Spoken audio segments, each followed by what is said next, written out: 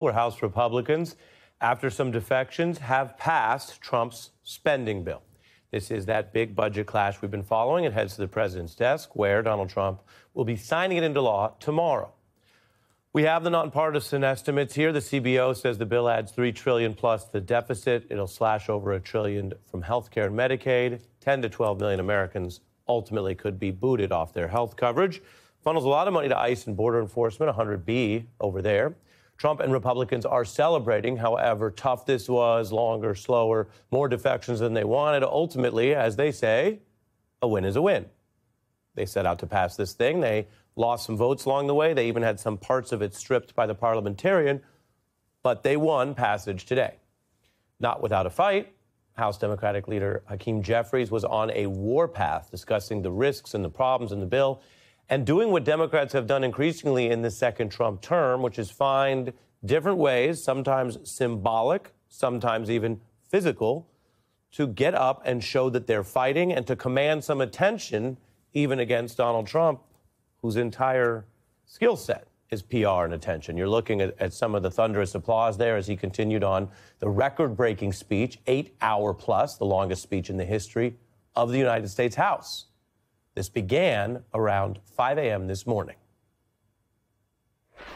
I rise today in strong opposition to Donald Trump's one big, ugly bill. This disgusting abomination, this reckless Republican budget is an immoral document. The largest cut to Medicaid in American history. The American people will not get over it, but they will get even next November. Extraordinary levels of corruption. Got some folks in this town, they go to church and they pray on Sunday. P-R-A-Y. And then they come to Congress and pray P-R-E-Y on the American people. I'm not down with that kind of faith. No matter what the outcome is on this singular day, we're going to press on. Press on for the rule of law. Press on for the American way of life. Press on for democracy. We're going to press on until victory is won. I yield back. He yielded, but only after breaking the record. That marathon address went down pretty well, considering the Democrats are losing the budget battle here, which is expected. They don't have the same number of votes as Republicans. Some congressional math is just that.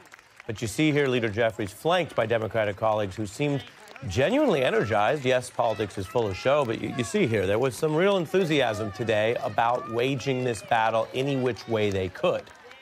The Democrats did not have the votes to stop the bill. There is no magic strength or strategy that was going to change that. It was only a question of whether Republicans were going to lose enough of their own. And they lost some in the Senate and ultimately 2 in the House. Now, Jeffries' intention was to force Republicans to also vote in the daytime Politico reports, using, again, the procedural levers they have to not stop the bill, but make sure that this still landed in the daylight with so many Republicans who are worried this is the kind of vote that might cost them their jobs if enough constituents realize what it does and what it does to health care, et cetera. The bill ultimately passing by 4 votes with, as mentioned, those 2 Republican defections. That is how we end the week going into American Independence Day weekend, and we're joined by Douglas Brinkley, presidential historian, Rice University professor, and Pulitzer Prize-winning columnist Eugene Robinson. Gene, your thoughts on what is now the ending of this round, the budget plan going to the White House tomorrow? Well, look, this ended the way I always thought it would end in terms of the legislation being passed. The Republicans do have the majority in the Senate and the House, and Donald Trump wanted this bill passed, this big bill. It is big, and so it was going to pass. I mean, that was going to happen. The unexpected note was Hakeem Jeffries' speech. His 8-hour plus speech was an extraordinary thing in the House, and it certainly did serve to cause this vote to be held in the daylight and to bring attention on the fact that these majorities are very narrow in both the Senate and the House that Republicans have. And this is a deeply unpopular bill. When people learn what's in it, they don't like it at all. So to that extent, to the extent it was possible for Democrats to be successful today, they were successful. They were not able to stop the passage of this legislation that they believe, and I believe is going to hurt a lot of people. Mm-hmm. Professor Brinkley? 218 Republicans, 214 Democrats, as Eugene's pointing out. It's close. And that's what the next election is going to be all about. This is the opening. Tomorrow opens the election for 2026. There's just no doubt about it. There were shocks this week or tension-filled moments. I thought perhaps Lisa Murkowski, on the heels of a book coming out and the press she was getting, may have stood up to President Trump in a Profiles in Courage. I was at the JFK Library this year. They gave Profile in Courage award to Mike Pence. I thought Murkowski might be that person, but in the end, the fossil fuel industry controls her out of Alaska, and she didn't want to mess with them, and she didn't want to be the bane of all of the disdain from the MAGA world. So she folded her tent, and at that point, it seemed a foregone conclusion that it would get through Congress. I will say Mike Johnson seems to be delivering on what he needs to do. He did a prayer session. He huddled. Donald Trump then went and got on the phone, and they did what they needed to do to get this passed. But Johnson is now a significant speaker pulling this off. Yeah, you mentioned that. I'm curious, Gene, because you followed this over so many eras. It does seem that the White House operation has learned over time that they are using the president's time and advocacy strategically, as Doug Brinkley just mentioned, that there are many extreme radical and indeed, according to many courts, unlawful activities by this White House. We actually cover that in the news frequently. But there's also a learning curve on this process, which, however controversial, is not illegal. Mm-hmm. This is not the abuse of federal forces or some other controversy we've covered. And it seems that in comparison to term one, they are more organized. And from what we can tell, the president is more engaged when called upon to deal with legislating something he's never shown a great personal interest in. Yeah, they have definitely learned, and they have learned when the president should engage with directly with members of the House or the Senate. He's clearly learned how to do that. He's learned what buttons to push. They use both carrots and sticks. It was a lot of carrots with Murkowski, a lot of benefits for Alaska, a lot of sticks with some others, and they've learned that there are a few votes that they can just sort of write off. They weren't going to get Rand Paul in the Senate. They're not going to get Massey. Massey is always going to be a problem in the House, but they've learned a lot. And I agree with Doug. You have to say Mike Johnson is a much more effective Speaker of the House than certainly I expected him to be, and then I think almost everyone expected him to be. He is getting results. The president wants it passed. He gets it passed.